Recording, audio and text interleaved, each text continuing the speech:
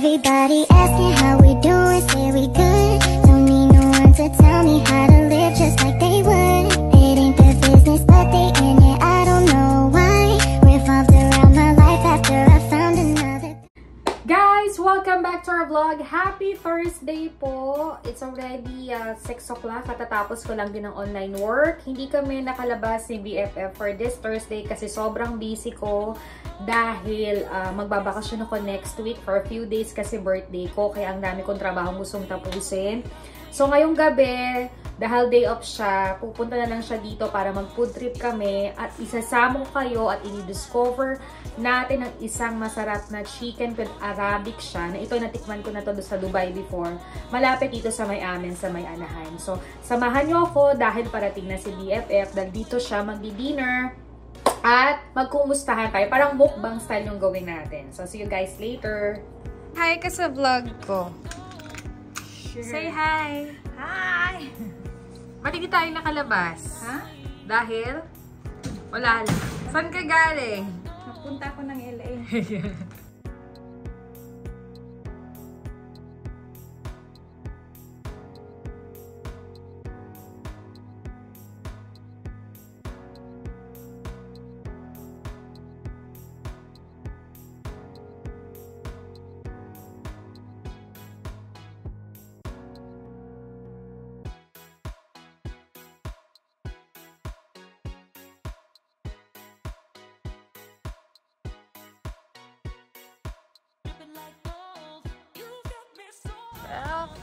Car on a park.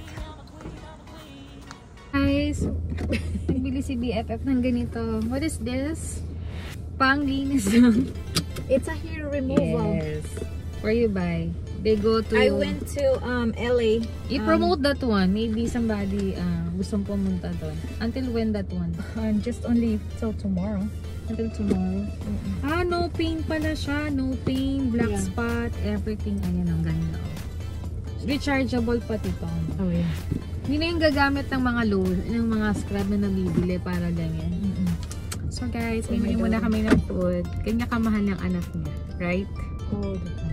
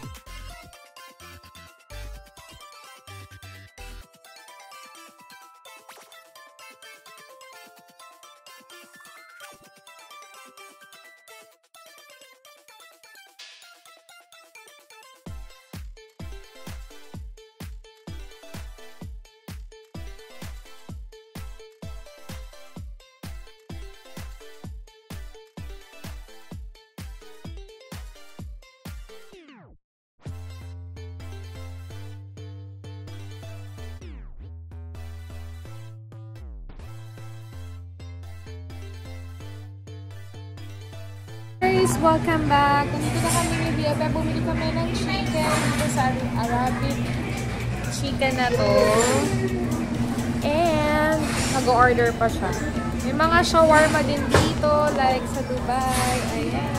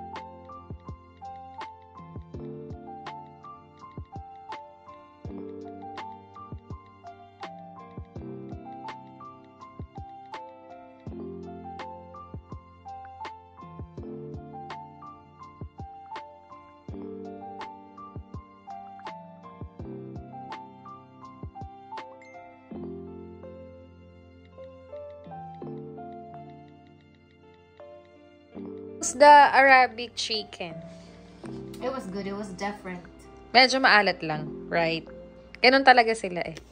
I guess. Kasi they put it only in the bread like this. Oh, I don't like the almond rice. Tapos, ano nga tawag mo dito? That's tabbouleh And salad this one? and then garlic cucumber salad. And this one is the... This is a garlic butter. So, what do you think about their chicken? They good? That's good. I mean, it's different. I mean, I always have rotisserie chicken, but it's different. But if I will say which one I like this one the most. That one? What is that one? It's a This is parsley. tomato. Parsley, onion, tomatoes, something. Get the other cucumber some with that kind of tomato. herb. And then this one is tomato, cucumber, I don't know, maybe vinegar. I don't know what they put in there, but it's good. But if I will pick which one, I like this one. Kasi ang Arabic nga is like a bread lang. And tayo naman mga Pilipino, we want rice, right? Kawawa Rice naman is si life. chicken. Oh, diba?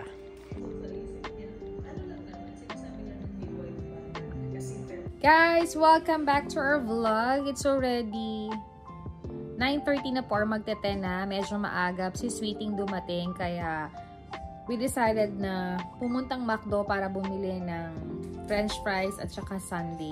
Parang naghimagas pa ako, but although sobrang busog ako dun sa Arabic chicken, eto yan. And although nung nasa Dubai pa ako, nung nag-work ako dun, madalas namin yung kainin ni BFF Ruby sa Satwa na may fried rice yan, na halos ang sarap kumain sa malamig na soft drinks and yung parang parata nilang tinapay saka sa mga sauce nila. Napakasarap, busog na busog ako. And although pinatikim ko yan kay BFF Rosa, nagustuhan niya at yung kalahati nga halos maubos na namin. Sabi ko, dalhin mo na para may food ka na tomorrow. So, dinala naman niya. Sobrang hindi kami nakapamasyal kasi ang tagal nung online work ko. Almost 5:30 na ako natapos. Dahil nga nung last Wednesday, kung remember nyo sa vlog ko, very chill yung work namin. But this Thursday, finul work kami ng boss ko. So, talaga ang dami namin ginawa. But it's okay kasi kailangan yon dahil next week ay parang mag-day off ako ng ilang araw kasi it's my birthday. It's my special day. Gusto ko mag-relax. Kaya gusto ko matapos lahat yung mga online or encoding kong gagawin. So, yun lang naman. At least dumayo siya dito. Hindi na kami nakakain doon kasi mas gusto namin rice yung ka-partner. Tapos dumaan din kami doon sa Kalapet sa Turkish, yung parang Arabic sweets din yung mga laban. Ang tawag doon, I don't know. Correct me if ano kung ano yung mga sweets na yun. Pero nakakain ko rin before sa Dubai. So, ang sarap nun. So, naisip namin soon na magstay na lang doon at kumain kami ng shawarma. Kasi nakatikim na rin ako before doon. Kasama ko si Sweetie. And titikman namin yung mga sweets. Siguro magmumukbang kami doon. So, yun lang naman yung nangyari sa amin. Nagkumustahan kami, update din sa mga small business namin. And we try ngayong Thursday, ngayong Saturday na makalabas. Kasi I'm planning to have pamper naman sa sarili ko at makapag-relax kami. Even though my husband may work siya sa Saturday. So, baka kami magkasama. Or baka doon natin ituloy yung passion mode natin. So, guys, thank you for watching our vlog. And sana tikman yung chicken na yun kung nearest kayo dito sa may Anaheim. So, good night guys! And see you again in my next vlog. Don't forget to like, to share, to comment, and subscribe our channel. See you again in my next vlog. Bye! Good night!